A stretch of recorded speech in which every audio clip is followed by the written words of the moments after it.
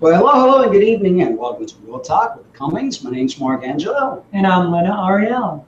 That's right. You're wearing red. Nice. Yeah, right. Yeah, right. Red, is it? Yeah. Okay. That's right. I'll take it. Yeah. So, what have we been doing lately? Lots of walking and hanging out by the ocean and enjoying this beautiful weather. It's like, why would people live anywhere else besides Florida? I don't know, but it sure is gorgeous out here. I mean, it gets hot and humid, but I love it. you get used to it, Of course. you know, and it's not a big deal because we got those nice ocean breezes. Nice. And speaking about traveling, tonight we have an amazing guest. Her name is Jessica Lynn, and we were talking before the show, and she's been traveling a lot and going out there to colleges and really educating people about such an important topic, and that's transgender issues, and, and all the things that we have to face as transgender people. Jessica is 51 years old. She's a post-op trans woman who happens to also be a father of 3 children. Because of her transition 6 years ago, the state of Texas removed all of Jessica's parental rights to her youngest child, who was 12 years old at the time, in June 2013. The court barred her from ever having any communication in any way, shape, or form to her own child, even though she had full legal and physical custody of him in the state of California. The judge in their case ordered her to have a psychiatric evaluation done at her cost by a court-appointed doctor with a threat of going to jail if she didn't do it, and the doctor came back with a 22-page document stating that Jessica was the better parent. The judge would not allow one word of document in court and removed her parental rights to her child. The same judge went as far as removing Jessica's name off her child's birth certificate. Because of this, she is now dedicating the rest of her life to helping the world learn about transgender issues. She and a friend started a nonprofit in California, and she has been in the past and is currently now traveling the country speaking about at both colleges and universities from coast to coast. They also put together one of the biggest trans conferences on the West Coast in California last October 9th.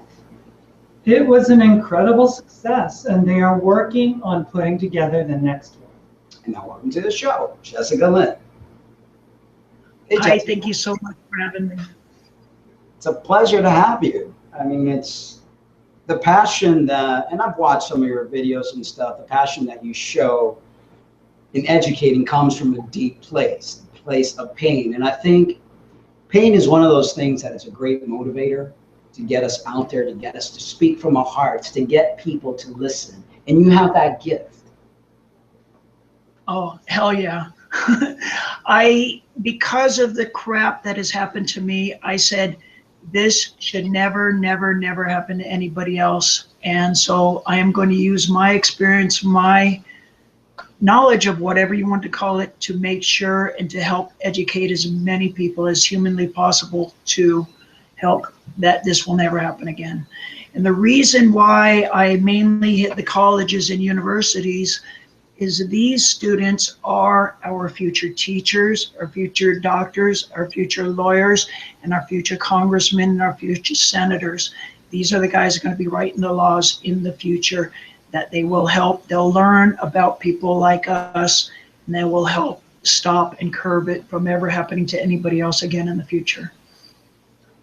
This is very near and dear to my heart because I, as well, am a parent of 5 children, and last year I lost custody of all 5 of them.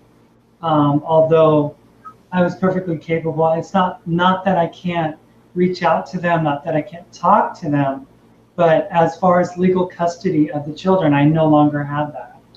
It's, you know, it's a passion that I know it's hard to deal with, but I believe that if that hadn't happened, you wouldn't probably be doing what you're doing, and you're doing a great justice. So sometimes I believe that bad things happen for good reasons. I tend to agree with you. I mean, I hate to say that, but I tend to agree with you. And you make lemonade out of lemons, if that's what you want to say. You know, I am a half glass is the half full person rather than the glass is half empty. I am going to turn a negative into a positive. So that's what I'm doing. And just like you said, I mean, I'm so sorry that you lost custody. And see, I don't want this to ever happening. I know a few other people that have lost custody. We've been doing some investigating. There's a girl writing the screenplay for the movie, and they've investigated it, and several people have investigated and come out and said, there's no other case in the country that we can find that a parent has lost all parental rights and has gone as far as removing their name off their child's birth certificate for doing what I've done, you know? And so we said, this is what we got to do. We got to stop this from ever happening. So I've dedicated my life now. This is all I do, 7 days a week, 24 hours a day, is to do education as very best I can. I'm one voice. You know? Now, you weren't even living in the state of Texas. You just went to visit. Is that right? No, I was living in the state of California. Right. And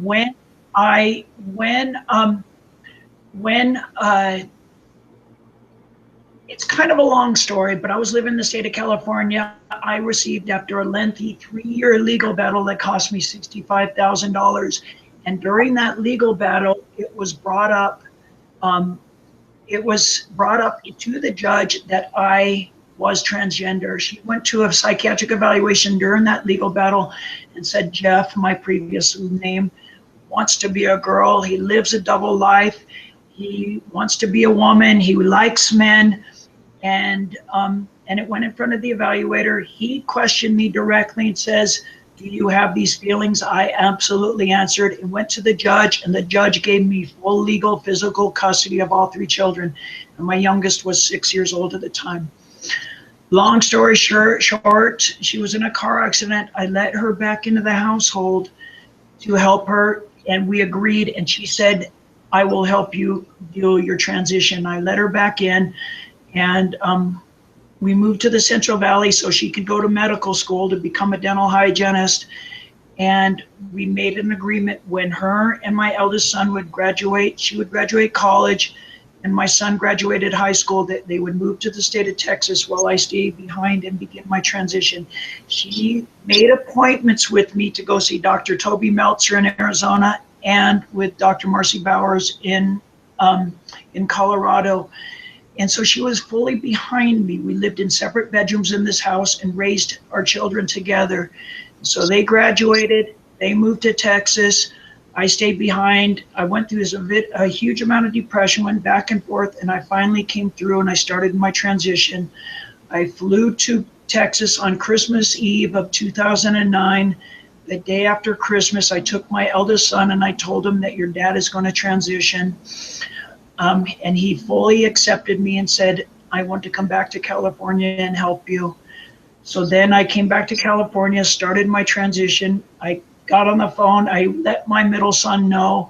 He came back and said, I fully support you.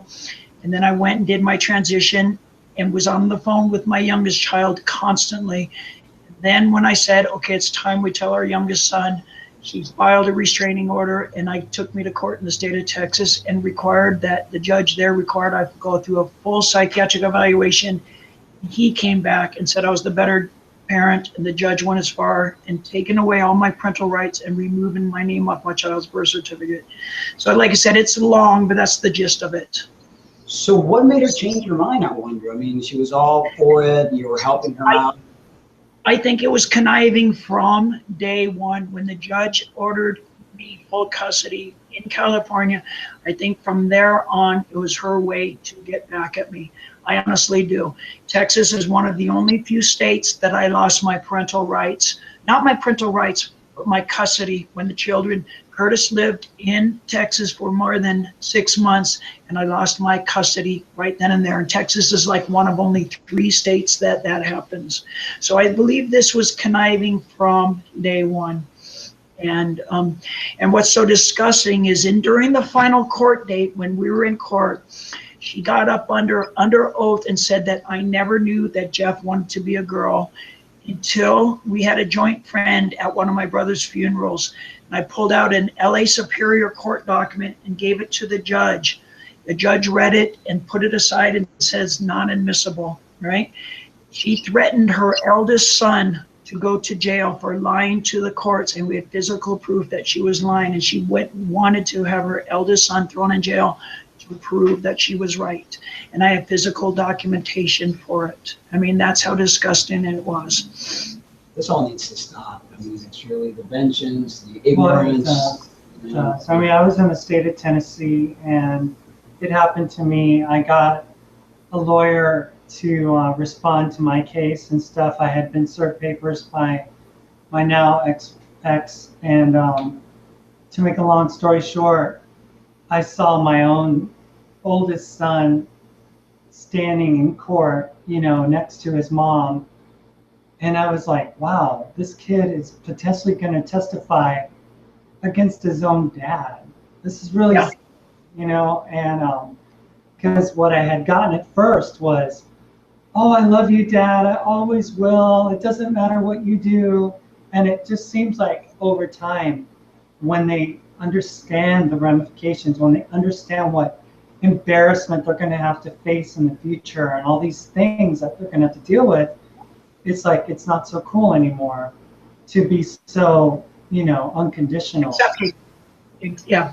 So it becomes very difficult, but you know, there is a way out, you know, and that's through education, like you're doing. Exactly. Yeah, and that's why I decided to do this. And just like you said, all right, with the mother breathing down your child's neck, right?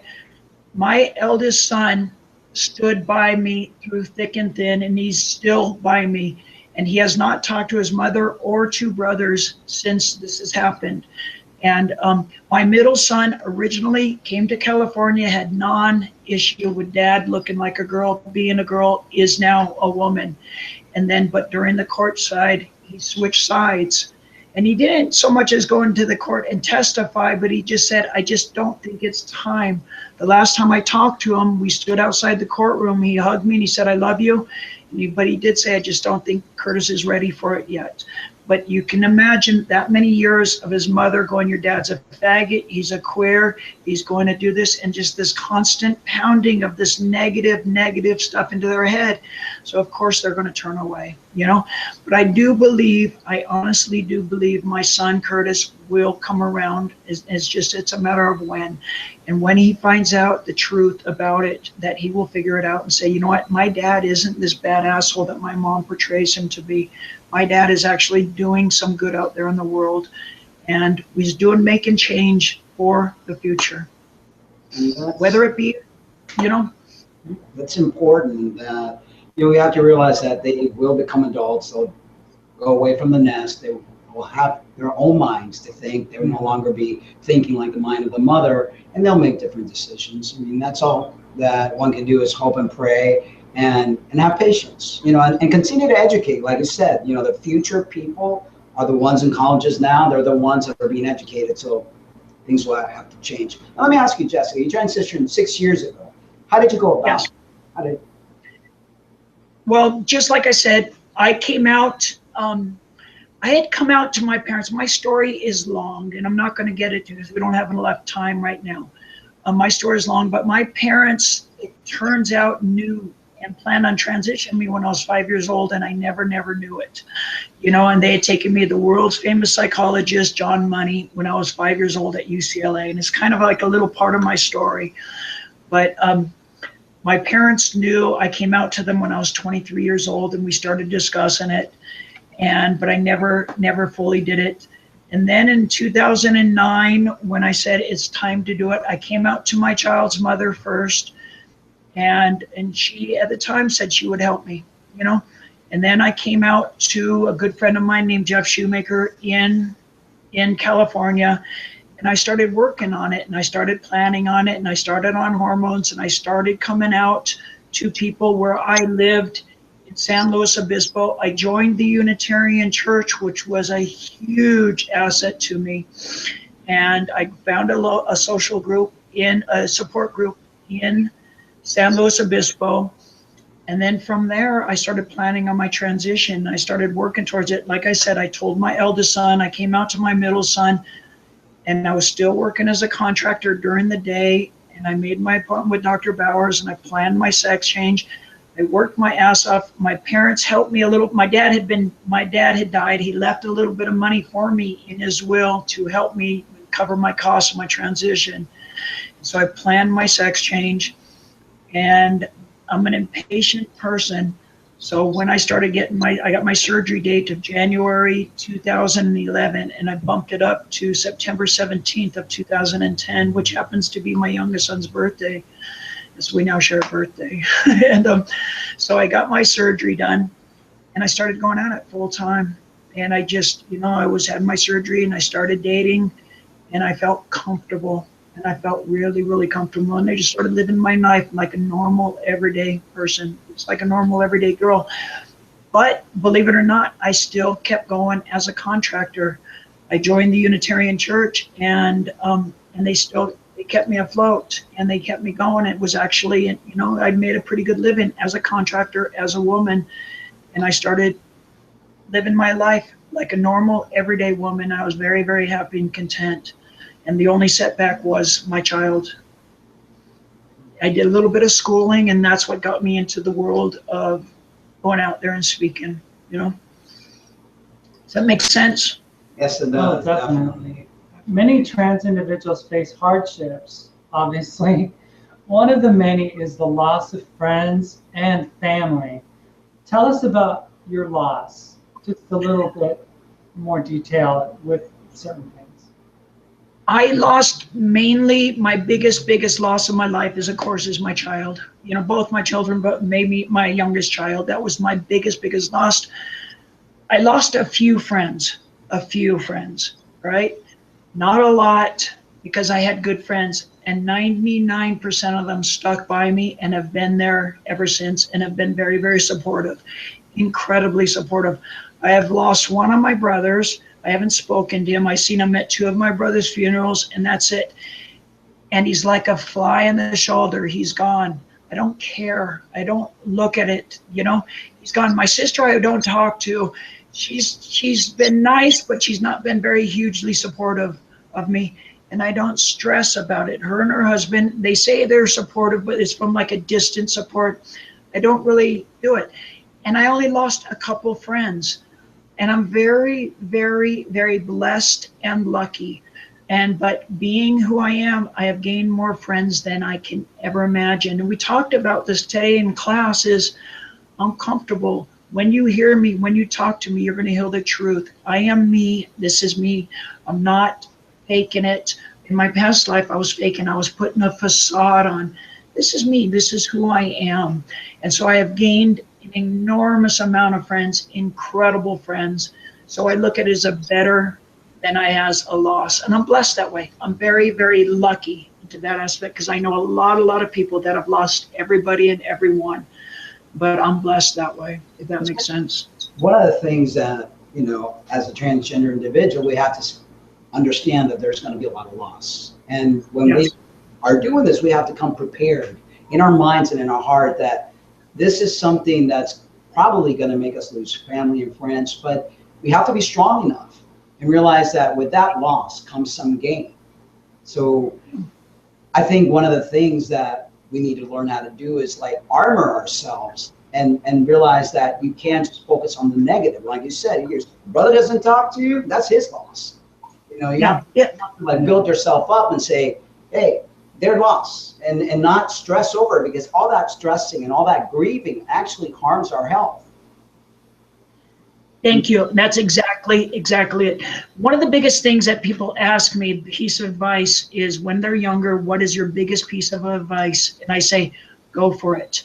Never give in, and go for it. I wish I did this when my parents, you know, at 4, 5, 6 years old, my life would have been comfortable. Yes, you do lose a lot. Yes, you know, it's a difficult, you're living a complete different person. You're completely changed genders. Life is different, but it's a damn good difference. I feel comfortable looking in the mirror and saying, I like what I see, except I want to get this done. I want my lips fatter. I got to lose some weight. That's just normal chick shit, you know, but we feel comfortable looking in the mirror and being ourselves.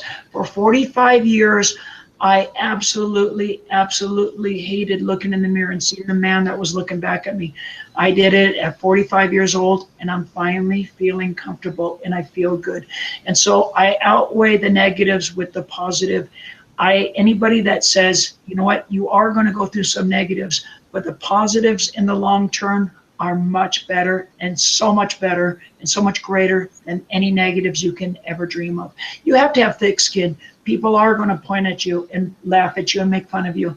Nothing you can do about it. You may be short, you may be heavy, you may be tall. People make fun of anybody. People may make fun of you because you had glasses on. Who cares? Chances are people walk by, they make fun of you, they've forgotten about you. Let it go. Brush them off. They're done, you know? And you just got to think about yourself, if that makes sense. And then your close ones with you. Exactly. And that's the only way people are going to find true happiness is like, one of my saying is, no one pays my rent, so I don't care what they think or say about me. You know, you have to. Thank you. You have to. That's the only way. You do this to be happy, and then what? You're not going to be happy because not everyone. Because not everyone's accepting you because you're getting funny looks. I mean, people are rude and strange. It's like fluff it off. You know, it's like they're lost, basically. And that's it. It's their loss. I am a happy person. I'm fun to be around. I mean, I'm 51 years old. I joke around. I go in the classroom. The kids, the students enjoy talking to me. At 6:30 tonight, I have half that class that I spoke to today meeting me downstairs for dinner. We're going to go hang out for the evening. This is the kind of stuff that I enjoy doing. We can open up the world. We can open up the dialogue. And this is what it is. Let's make this world a better, comfortable place that these kids won't have to be this kind of thing and be pointed at. And like I said, be comfortable who they are. Exactly. So let me ask you, how does your child feel about the decision the judge made? I have no idea. I have no clue whatsoever. It's so wrong because no one's asking the child what he wants. You know. Thank you. It's crazy. I mean, it's like children have minds and they have feelings. And adults think they could just like make decisions for them, and these so-called judge and then your ex-wife. I mean, no one's bothered to ask that child how he feels. Yes. And my child, my youngest one, would have been the easiest out of all of them. He was in 3rd grade. I came home. I came to pick him up from school one day. I walked him home, and the teacher goes, "Mr. Butterworth," and she goes, "I want you to tell you something. Your child has the kindest heart out of any kid I've ever seen." There was a child there in his classroom in 3rd grade that wore diapers because he had uncontrollable bowel syndrome. Your child is the only one that'll play with him. And I asked Curtis on his way home, I said, "Why is that, Curtis?" He goes, "He's my friend. Who cares?" You know? And so this is who his mother turned against me. You know, for that, kids are kids. They will be totally accepting. And I wanted, what we were talking about before, and I wanted to go on a subject on that. You had asked me something. The last question was about how your child felt about the judge's decision. One of the things is during the court battle, when we first went in the court in August of 2012 or October of 2012, the judge said during that court battle, he says, "You're allowed to talk to your child any time you want via the telephone only." And he says it, and I show this up in the when I do presentations, I have the court documentation. He says, if you tell your child that you have transitioned, that you are now a woman, I will throw you in jail. No money in the world will keep you out of jail. He says, I will personally come to California and throw you in jail if you tell your child that you have transitioned. And I showed it the court documents on, and I have the actual physical documents that the court have. You know what I mean? That's what he threatened me with.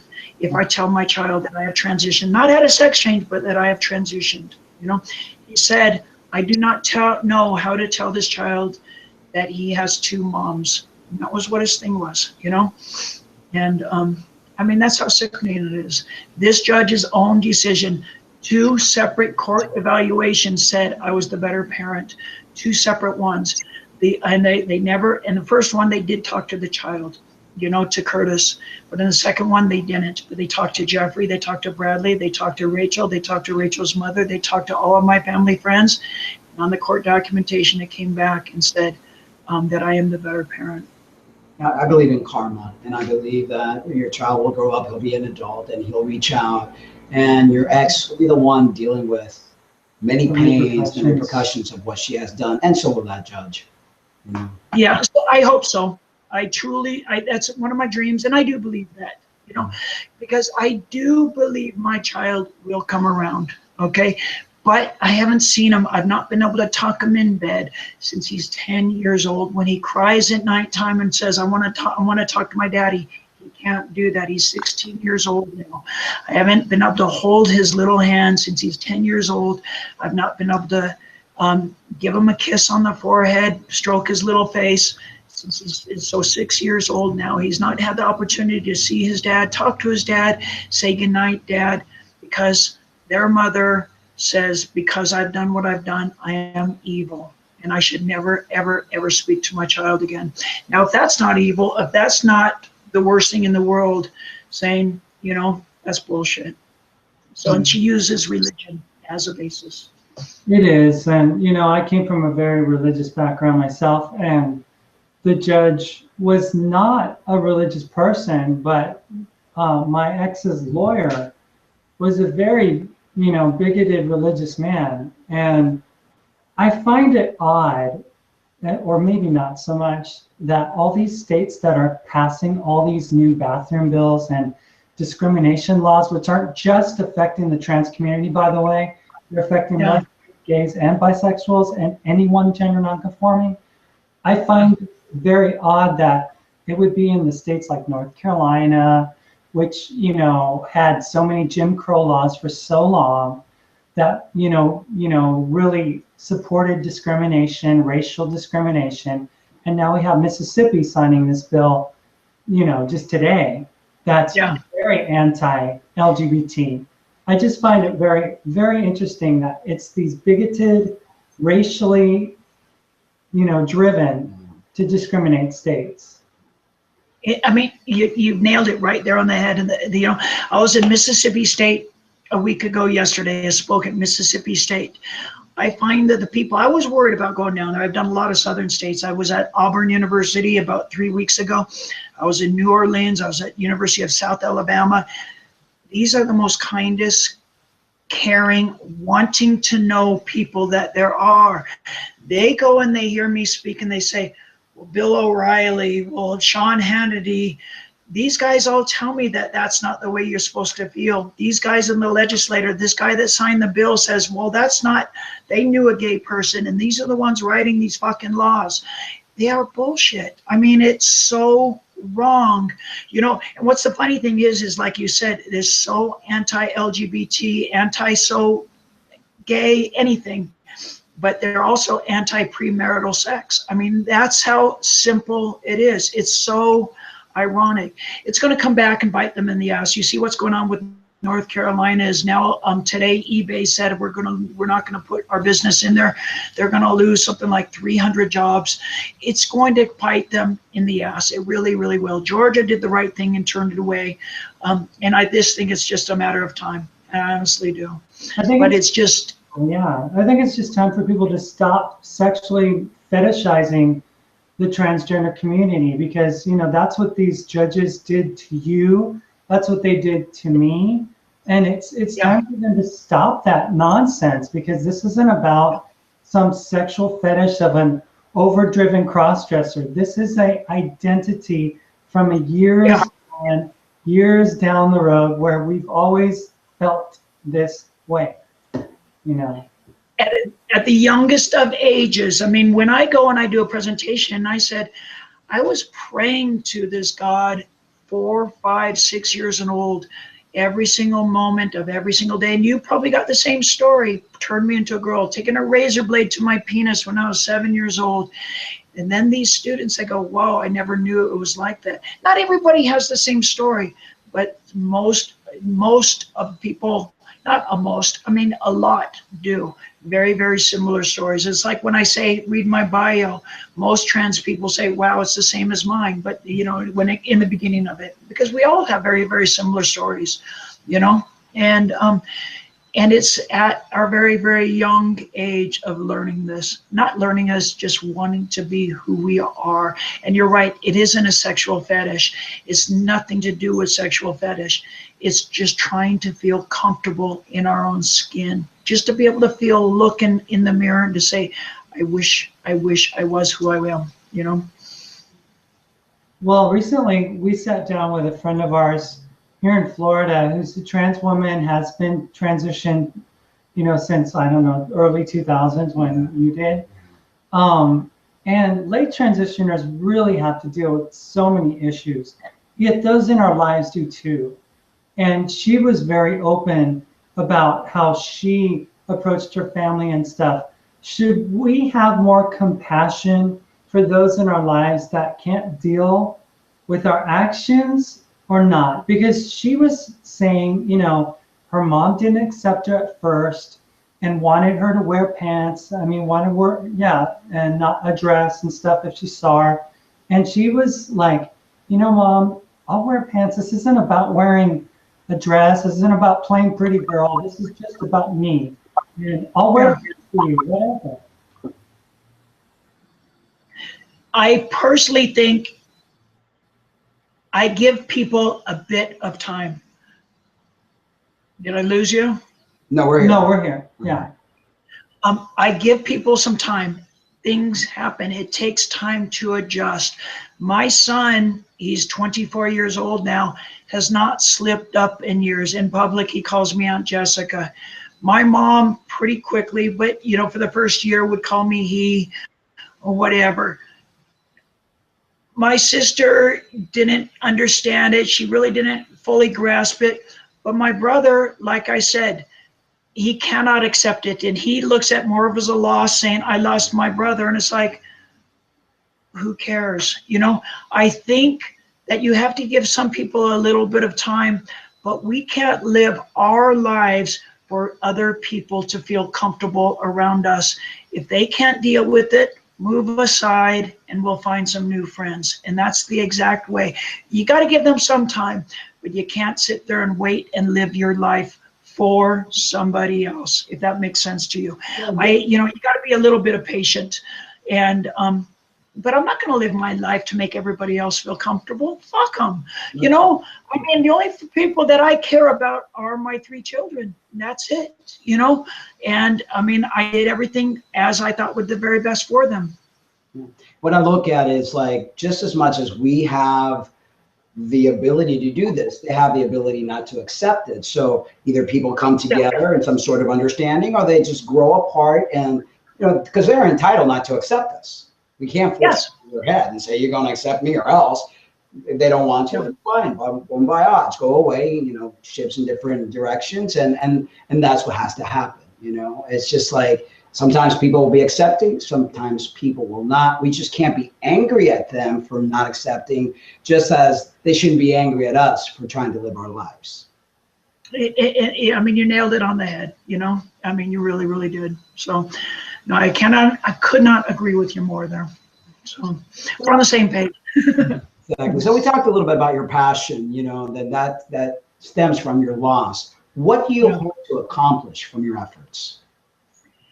In my hope to accomplish, my dream would be to speak at every school in the country. You know, I want to speak to as many. I ended up in Florida. I left North Carolina. This about I would say about 3 weeks ago, I spoke at Chapel Hill, Wilmington, and Elon University in North Carolina. I flew through the night. I landed in JFK and I did a layover. I did not sleep through the night, and I made it to Miami-Dade College in Florida. I got there, I landed, got into my car, went to Miami, and I got in the car, went to the classroom, and I ended up doing 4 talks, 4-hour and 15-minute talks, from one classroom to another classroom to another classroom to another classroom. Went to my hotel about 6 o'clock, slept, got up the next morning, did 2 open presentations, open to the public, probably 300 to 500 students per thing, and then did 2 more hour-and-a-half talks. Left there, hopped in the car, went to the airport, and flew to Mississippi. So I want to educate. I want to speak as many humanly possible. I want every professor in every college, in every university, ask me to come and speak, ask you to come and speak, ask anybody that wants to come and learn a bit. Everybody has a different story. Everybody has a different way. But we are all out there to reach the same goal, is to purely educate the future generation of our world. This will stop the end of discrimination, as we have these people, these students growing up, and they're learning that this is not a choice, that, hey, you know what? Some people are shorter than me. Some people are darker than me. Some people, you wear glasses. I have blue eyes. Some people have, some people are Asian. Some people are born with one arm. Should we all put everybody in separate boxes and separate categories? We are all human beings. We are all unique in our own way. Let's make it, we're transgender. Let's make it a blessing rather than a handicap. We are who we are. We're one of a million, okay? We are unique and we are beautiful. Absolutely, extremely beautiful people. We are more unique than anybody else. And that's what it's important for the trans community to hear that, so that they learn to love themselves and honor themselves and walk with their heads held high, so that everybody else will respect them. So if we can't respect ourselves and love ourselves and show, hey, it's okay for me to be me, then how can we expect the rest of the world to do so? I mean, two-spirited people have been around for eons of time, and they were revered by their native cultures, and they were respected and they were honored.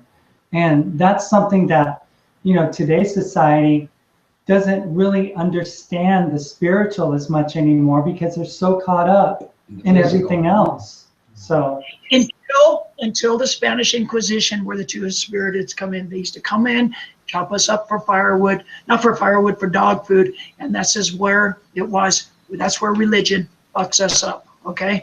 And I'm sorry if I'm not trying to get into it, but that's what happened to a lot of it, right? That this isn't normal, but we are somewhat unique, and that's what maybe we should go out and say, you know what? We're above you. No, I'm just kidding.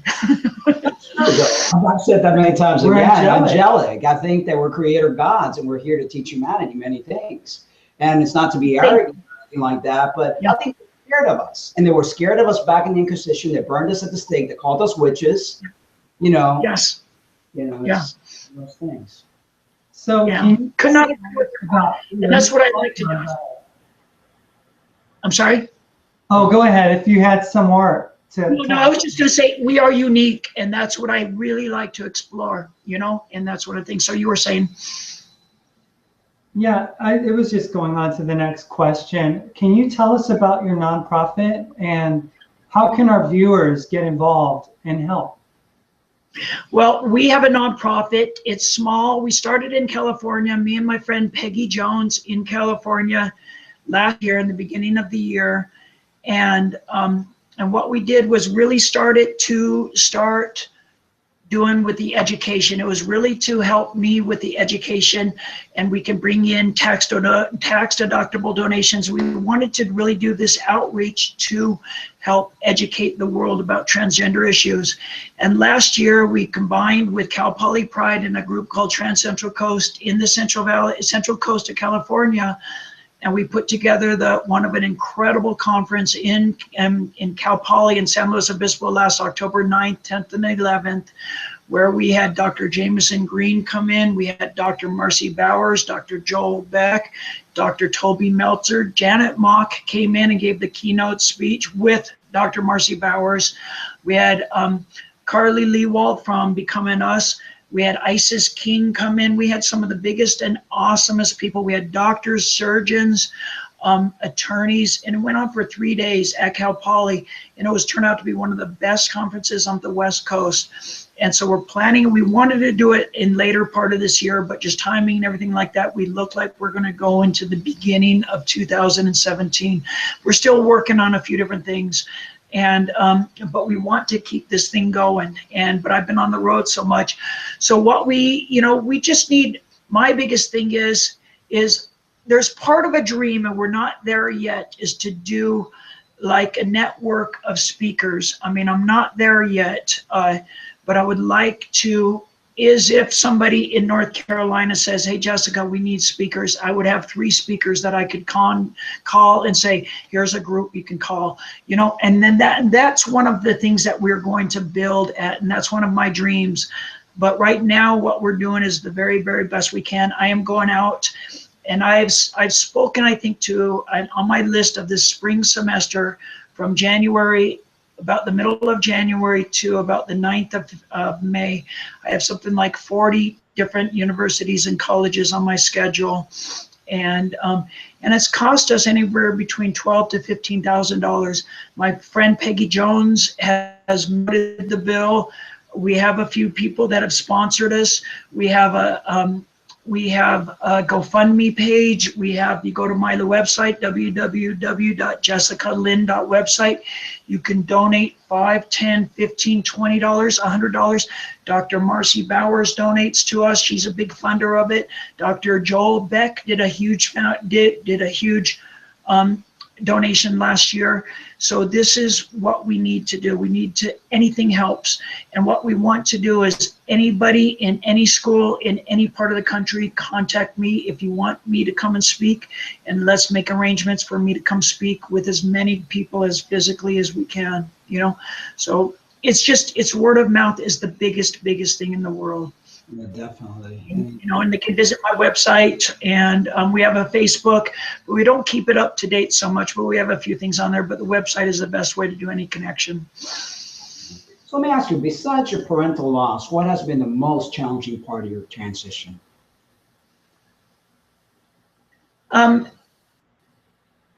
Learning to live comfortably. I feel comfortable, but you're transitioning from male to female. There's a lot of different things that you just have to get accustomed to and get used to. You have to get used to letting a guy ask you out on a date.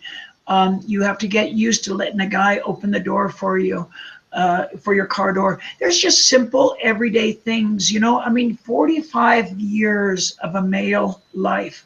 Even though I always felt comfortable crossing my legs, there's things that you just have to take in consideration every single day, every single minute of every single day.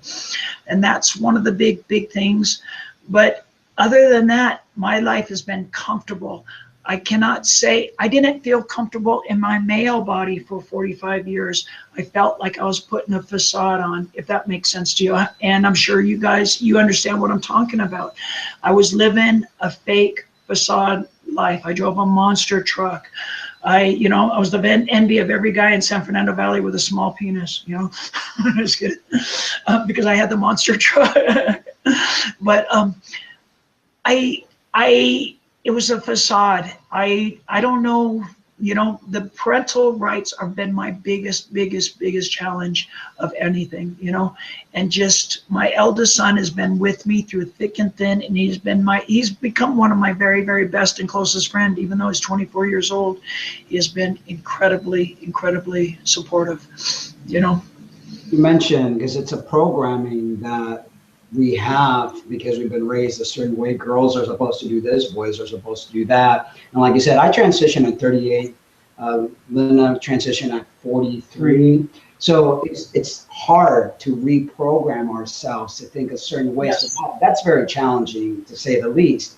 And then to have people see us the way that we want to be seen, that's got to be, because again, it's just a new way. The body's used to certain posturing and certain ways of speaking, certain ways of acting. So we have to reteach ourselves. And it's, even though we have felt like the opposite gender that we have been born as, there's just like certain, I like to use the word programming.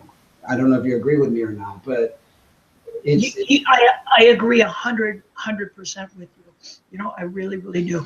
And when you first transition, you have this dream of instantly putting on a dress, putting on your makeup, and exactly instantly blending in with every other girl in there.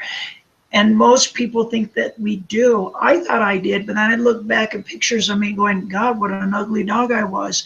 And we have this fantasy. But now as time goes on, who cares if we blend in perfectly? We have come through one transition to another. You know what I'm saying? Who cares? But it takes you a few years to grow up that thick skin. I am 5'9", 5'10". I wear 5-inch heels. I walk through a place. I'm tall. I'm blonde hair. I'm not thin as much as I want to be, but I attract attention. Whether it be people saying, you know what, you're pretty, or they study me and they look at me, and that used to really, really bother me. Now I say, you know what? I'm proud of who I am. There was a young girl that was I looked like shit. I had come on off the road the other day. I got off an airplane ride. I go to Subway, and there's a kind of a girl snickering at me, and it's like, hey, I'm 51 years old. You'll look as good as me. You'd be jealous of me. You know what I'm saying? So I'm just fumbling right now. But it's hard to do that. But like I said, and it takes a few years to when you can actually say, fuck it. I am who I am, and it just takes that time, because when you first transition, you want to blend in. I went and had facial surgery. Christian Beck has the really great idea. She wrote. I read an article with her. I read an article about her. She goes, accept me for who I am. If I don't have female feminization surgery, this is me. This is who I am. And that feels really, really good. She was a Navy SEAL. She was very strong. She's very powerful. And feel comfortable in your own skin. And that's exactly what it is. You know, I like that aspect, you know. Not everybody's meant to be a Barbie. Not everyone's going to have perfect features. I mean, people that were born aligned with their gender and their genitals are unhappy with how they look too. I mean, it's... Yes. Life is life, you know? Yeah. I mean, I have one of my best friends in California is a young trans girl. She transitioned at 18 years old. She lived with me and my son for 4, 5, 6 months. I don't know how long she was back and forth.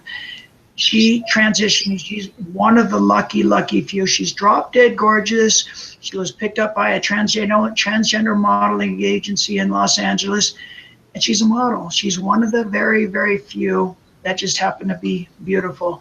Just like, you know, you're beautiful. And this is, you know, some of us are lucky, some of us aren't. I had to have a lot of facial surgery. I wasn't one of the lucky ones, but I also, like you said, I did it at 45 years old. I've had my nose done, I've had my chin done, I've had breast implants, I've had vocal cord surgery, I've had my sex change.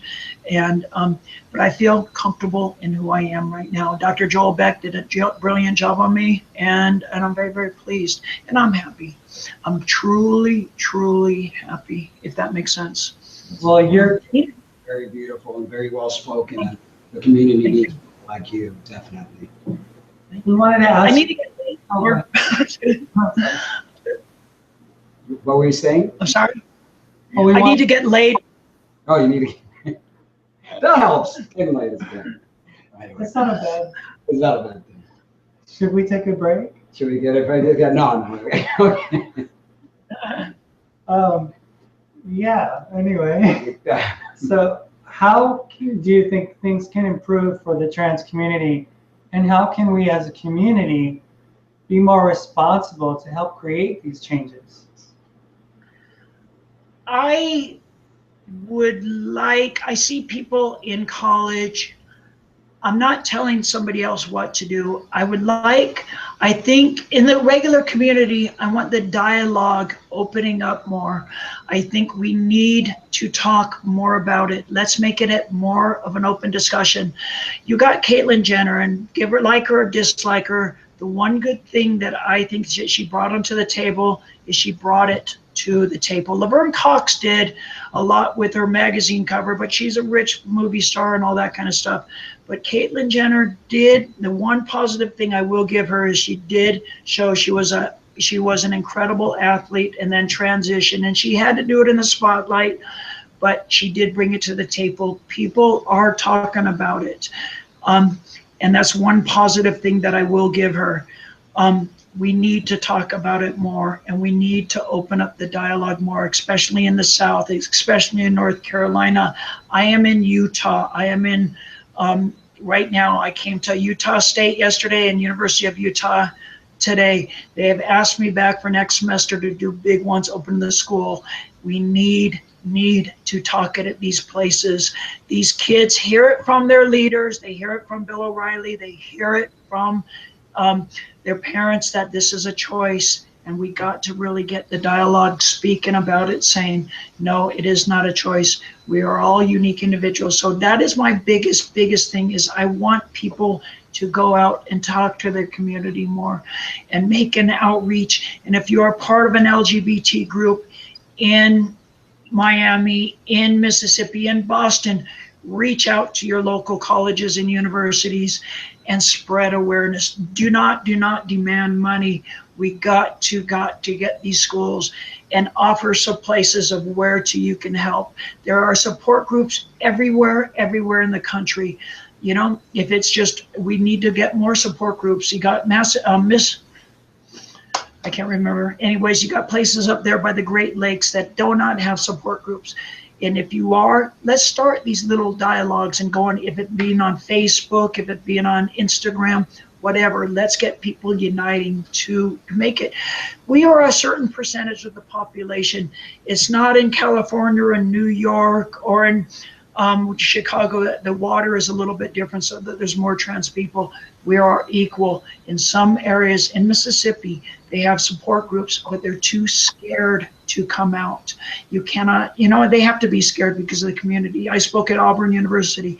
If people aren't, they need it out there, and they need communication. They need to talk about it. So definitely, the community needs to get involved. The community needs to do things themselves to help themselves as well, not always wait for other people to do stuff. So how can they do stuff? I mean, that's the next question. They just can't wait for March 31st to come around and then be at the Trans Day of Visibility. Or we've got to do it every day. Every day, and be out there and talk to people, because one person at a time. Go out to the grocery stores. I mean, every chance I got, I would always out myself.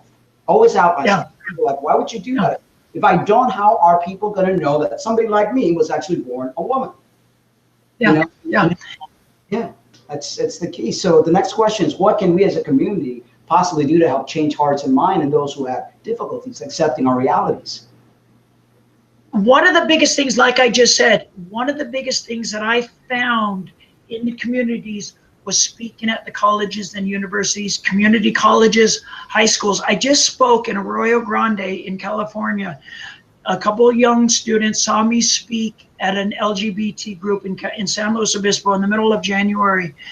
And the principal emailed me and said, can you come speak to our high school?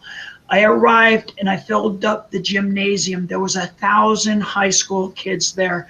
They all went home, and I tell them, when I used to speak at Hancock College in California, the professor used to say, remember this, the Las Vegas rule. You know, what you see here stays here. And I say, no, what I want you to do, and I call it the butterfly effect. I want you to go home and tell your mothers, your sisters, your grandmothers, your aunts, your uncles, your girlfriends, your boyfriends, your daughters, your cousins. We want to start the dialogues. We are here, and this is who we are. We're not going to go anywhere. We are going to become, we want to be ourselves. And that's all it is. We need to hide, because that's a very typical thing. I need to be ashamed of who we are. The more we speak it out on the top of the roof and yell it with one of those megaphones, the better. The more people realize that we're here, we're here, and get used to it, whatever that saying is.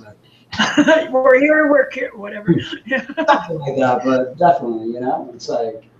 Well, I think a lot of work needs to be done with a lot of the religious community, who has really done themselves a disservice, because they're basically painting themselves into a corner of being outdated, with where society is going. Because I'm sure that you see the youth of today being a lot more gender nonconforming. If they're not trans or whatever, they're still very much not on the duality type, approach of male, female type thing. And I think that what these people think, in these religious environments that I was a part of for many years, they just have this painted black and white image that cannot be changed. I mean, for years they would preach it's Adam and Eve, not Adam and Steve, and they just apply that, to the whole trans issue as well. Yeah. I mean, you nailed it on the head. And that's one of my reasons, like me personally, I'm only one person, right? I'm a good speaker. I can do it well, but I'm reaching. That's why I'm in Utah. It's Mormon. You know what I mean? I was baptized a Mormon when I was 8 or 9 years old. I understand the Mormon religion. I know Mormons one-on-one, and they're some of the kindest, most accepting people. The Catholic Church has it right. I speak at so many Catholic universities, Loyola, College of the Holy Cross, St. Louis University. They are starting to realize, you know what, this has to be, we have to open up the dialogue. There's a very few and far between the religious communities, and I don't know where it is. These are the people that are down in the South, and they're using religion as an excuse. But overall, even religious people are saying, you know what, Jesus loves everybody. Why do I care who you sleep with? Why do I care what you look like? Why am I going to condemn you for who you are? People one-on-one are starting to learn it. So when you go into a college and into a high school classroom, you say, I was born this way, just like you're left-handed or you're red-headed or you're short or you're tall. This is the way I was born. And they're starting to realize this at a younger and younger age. You have Jazz Jennings coming out and transitioning at 4 or 5 years old. You have this girlfriend of mine in Santa Barbara that her daughter transitioned at 3 years old, is starting to become more accepting. And like I said, we just needed to hit it with the religious people especially. And that's one of my reasons why I reach out to, and I am here in Utah right now. I just today has some connection, is I may be speaking at BYU, which is my huge dream.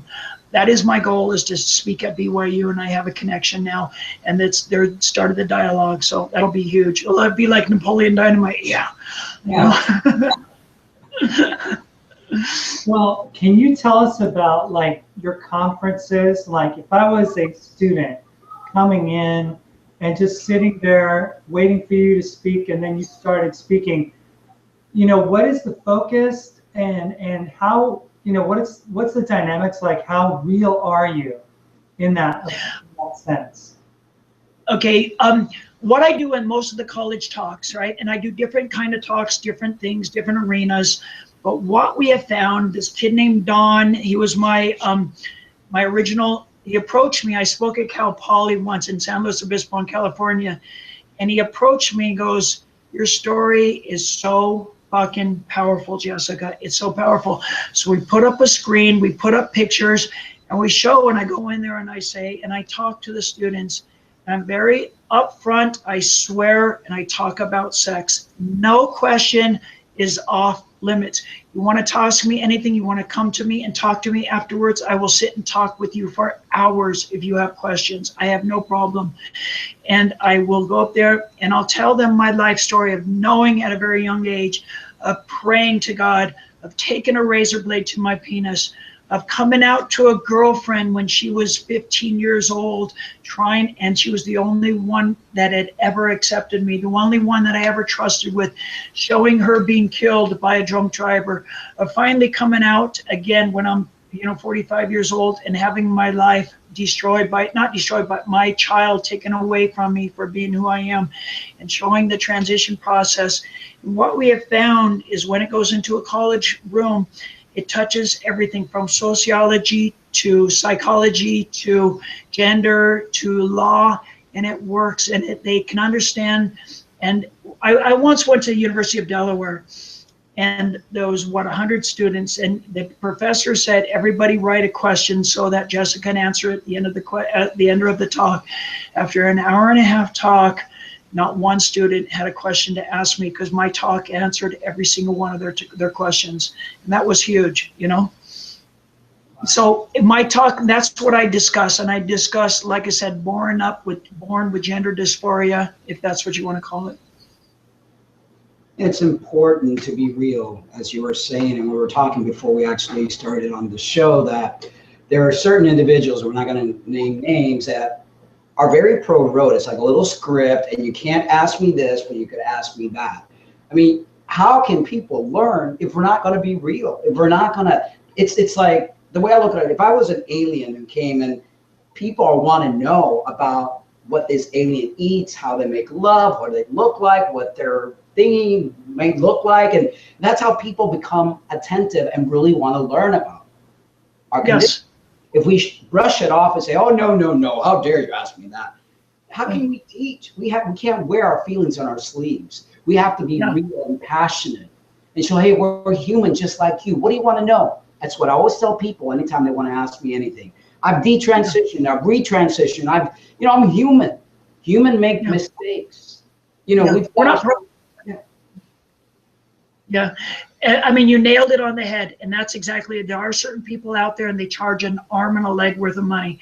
And they come in and it's more of the celebrity status, and they get 1,000 kids in the auditorium and they get lines going around the thing, but they do a 50-minute speech. They get paid anywhere from $20,000 to $250,000, and they don't answer a damn question. They tell of their celebrity lived lives. They'll say, you and you can come backstage, have a picture, and I'll sign your autographs and I'll answer 2 questions each, but you do not talk anything below my skirt, and you don't ask me anything.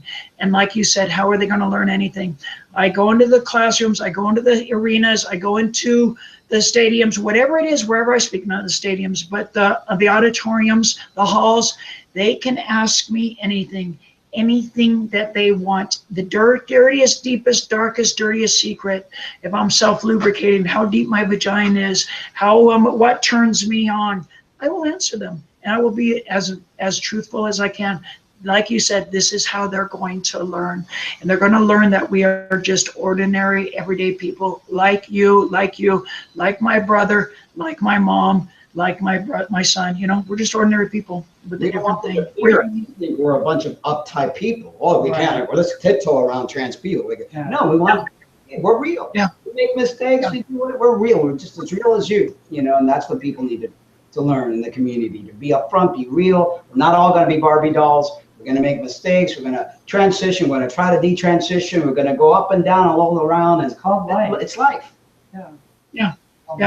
And that's it exactly. I mean, we make mistakes. You make mistakes. I make mistakes. I rarely make a mistake. No, I'm just kidding. I'm just kidding. Well, it's been amazing. Really, really amazing. If you ever come down to Florida, we would love to meet you. And it's, passion like yours, it's important to educate, for education, because just being a little Barbie doll up there saying a little scripted stuff ain't going to cut it. It's not going to teach people. What you're doing will teach people, will open hearts and minds. I could not agree with really you. Good, very, very interesting interview, because you've shared so many different relevant points that people are affected by in the trans community, outside of the trans community. People asking questions, want to know. This is good. This is good. We should keep these conversations going. Yes, definitely. For sure. Anything else you wanted to add? I just want to thank you guys so much, and I will be in Florida. I'm supposed to go back to my University of Florida, Miami-Dade, and Pacific Atlanta University for the summer. We're going to go to the beach. How does that sound? That sounds Coming awesome. out and visit. We'll come and hang out. Maybe you guys want to come and do some lectures with me when I'm down there. Yeah, we would love that. We would love to. We would definitely love to. For sure.